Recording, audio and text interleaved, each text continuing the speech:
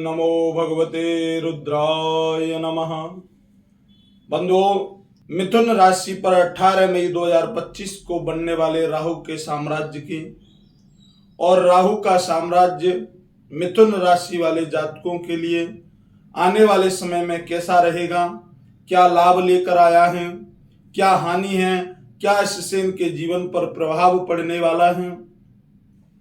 व्यापार, वाणिज्य, दाम्पत्य जीवन, घर परिवार, भूमि, वाहन, शेयर बाजार, मार्केटिंग, ऑनलाइन, जितना भी आपका कार्यक्रम है, जितना भी आपका जो व्यवसाय है, जीवन है, भौतिक सुख सुविधाएं हैं, उन पर राहु का क्या प्रभाव होने वाला है, ये संपूर्ण जानकारी हम आपको इस वीडियो के माध्यम से कराएंगे। कृपया करके वीडियो को अंत तक अवश्य देखिएगा। तो बंधुओं, बात करते हैं मिथुन राशि की। मिथुन राशि वाले जातकों के जो राहु का योग बनने वाला है वो 18 मई 2025 को मीन राशि से राहु संचरण कुंभ राशि में करने वाले हैं। अभी मीन राशि में राहु का निवास स्थान विराजमान है और 18 मई को कुंभ में वो पलायन कर जाएंगे, जो कि मिथुन राशि वाले जातकों का नवा भाव है। ये नवा भाव आपका भाग्य का भाव है, कर्म फल का है। जो आपने पूर्व में कर्म किए उनके फल को देने वाला भाव है। तो आपके नवम भाव में राहु संचरण करने वाले हैं, विराजमान हो जाएंगे 18 मई 2025 को। बंधुओं, मैं आपसे एक बात को स्पष्ट करना चाहता हूं, कृपया करके ध्यान से इस बात को समझिएगा। कुछ जातक इस बात का विश्लेषण करते हैं कि ये जो ग्रहों का प्रभाव होता है इसका कोई जीवन में महत्व नहीं होता है। मैं उनके लिए इस वीडियो के माध्यम से आपको निश्चित कर दूं कि हमारे जो सौर मंडल है, हमारा जो नवग्रह का मंडल है, उसमें 9 ग्रह हैं और इन 9 ग्रहों के बारे में हम आज से नहीं जानते। हम करोड़ों लाखों वर्ष से हमारे ऋषि मुनि इस नवग्रह मंडल के बारे में जानते हैं। मैं सभी सनातनियों को अवगत करा दूं कि जो अभी आधुनिकता की विज्ञान की दृष्टि है उसने 100-150 वर्ष में इस 9 ग्रह को 9 प्लैनेट्स बोलते हैं, उनको खोजा है। लेकिन हमने सनातनियों ने, ऋषि मुनियों ने इसको करोड़ों लाखों वर्षों से, हम जो ब्राह्मण हैं, जो पांडित कर्म करते हैं, वो इसको नवग्रह मंडल के रूप में पूजा करते आ रहे हैं। देखिए, प्रत्येक ग्रह का आपके जीवन पर प्रभाव रहता है। आप स्वयं के जीवन की बात तो छोड़िए, इस धरा, इस सृष्टि में जिन जिन वस्तुओं पर, जिन जिन सजीव निर्जीव सभी पर इन ग्रहों का प्रभाव पड़ता है। देखिए, मैं आपको एग्जाम्पल के लिए बता दूं कि जो समुद्र होता है और ग्रह में हमारे जो चंद्रदेव हैं, सूर्य नारायण हैं, पृथ्वी भी है हमारी मां, तो ये तीनों जब एक सीध रेखा में आ जाते हैं पूर्णिमा और अमावस्या के दिन, तो इनकी एक सीध रेखा में आने के मात्र प्रभाव से जो धरती के अंदर समुद्र में जल है, उस जल में ज्वार और भाटा उत्पन्न हो जाता है। कहां चंद्र का निवास है, कहां सूर्य का निवास है, कहां पृथ्वी का निवास है, इतनी दूर से वह ग्रह आपके जीवन को परिवर्तित कर रहे हैं। उस समुद्र के जल को इतनी ऊंची लहरें बनाकर उठा देता है कि आप सब लोग जानते ही हैं इस बात को कि ज्वार भाटा समुद्र में बनता है। ये किस कारण से बनता है? चंद्रमा और सूर्य और पृथ्वी की एक सीध रेखा में आने से समुद्र में ज्वार भाटा बनता है। जब समुद्र पर इसका ग्रह का प्रभाव है तो आप तो इस धरा पर विराजमान हैं, आप तो समुद्र के सामने तुच्छ प्राणी हो, आप पर इसका जीवन क्यों नहीं पड़ेगा प्रभाव?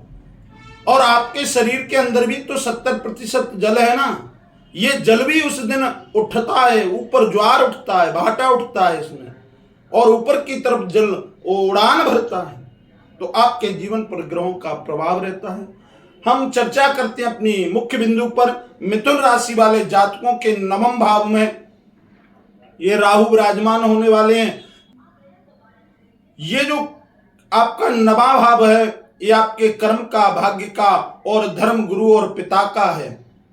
इसमें मैं आपको बतला दूं, मिथुन राशि वाले जातकों को 30 अक्टूबर 2023 से गत वर्ष में बहुत परेशानियों का सामना करना पड़ा है।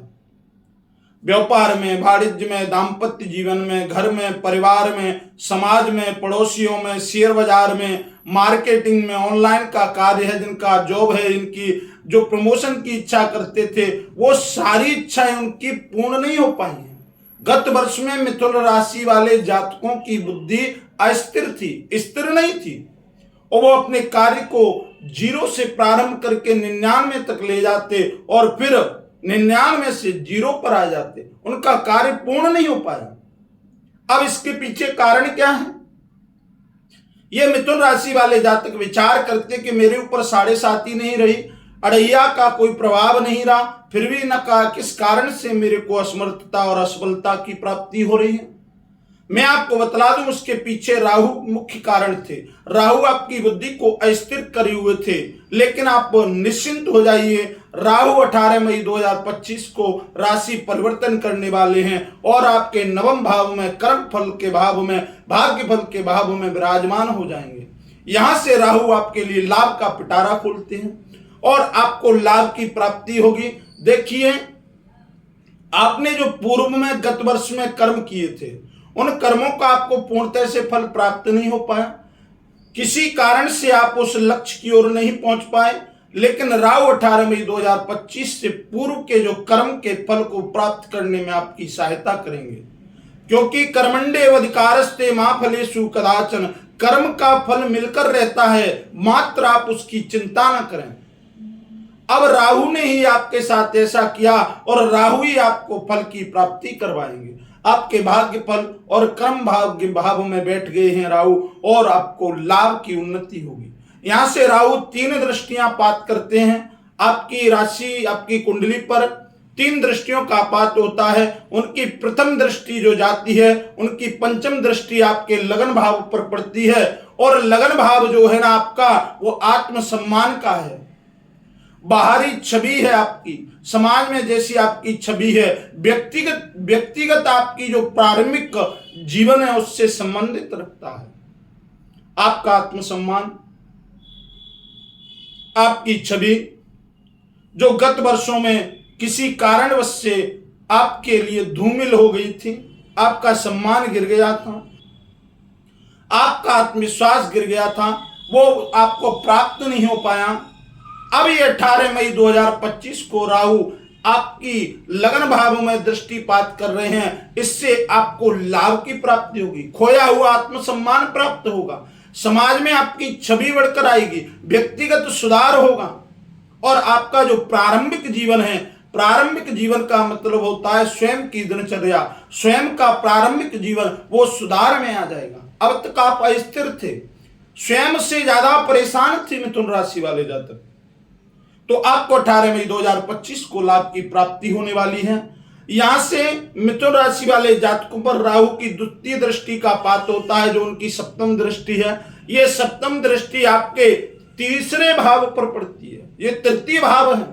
यहां से दृष्टिपात करते हैं राहु आपके तृतीय भाव पर, और तृतीय भाव आपका पराक्रम का, साहस का है। ये जो गत वर्ष में आपका पराक्रम और साहस गिर गया था, जो आपको पराक्रम नहीं मिला, साहस आपका डूब गया था, आप बिल्कुल अस्थिर हो गए थे, 18 मई 2025 से आपको पूर्ण पराक्रम मिलने वाला है। आप में साहस की जागृति होगी, आप किसी भी कार्य को करने के लिए उत्साहित हो जाएंगे। से राहु मिथुन राशि वाले जातकों पर तृतीय दृष्टि, जो उनकी नवम दृष्टि है, ये आपकी पंचम भाव में पड़ती है, और ये पंचम भाव जो है आपका संतान का है, सुख का है, आपके जो बुद्धि का है, आत्म का है, प्रेम का है, और भौतिक सुख सुविधाओं का ये जो भाव है, 5वां भाव आपके भाई बहन का भाव है।